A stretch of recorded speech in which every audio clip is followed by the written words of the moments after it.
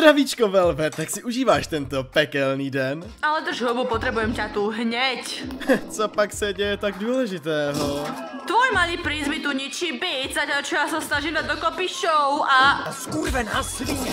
Prosím sa tu poď ho dotrep. Kurva, Valentino!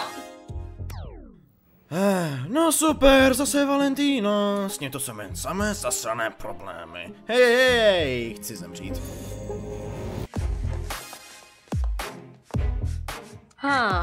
Nie, otrasné. Máš padáka, čo?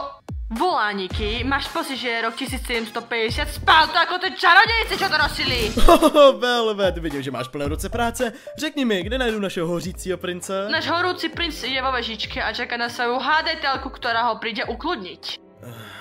A proč se mu v hlavě zapálil krb? Kto vie? Ale on roztrhal môj najlepší model a ty vieš, že súťaž sa nemôže dočkať toho, kedy sa tá nešťastná suka dá dokopy. Melisa na pódium! Gaťky, tanga, podprsenka, bude z teba snehulienka. Áno, to je ono. No, zdá se, že to beze mě máš pod kontrolou. Samozrejme, že mám, pojeb sa, chod sa o tú nočnú moľu postarať.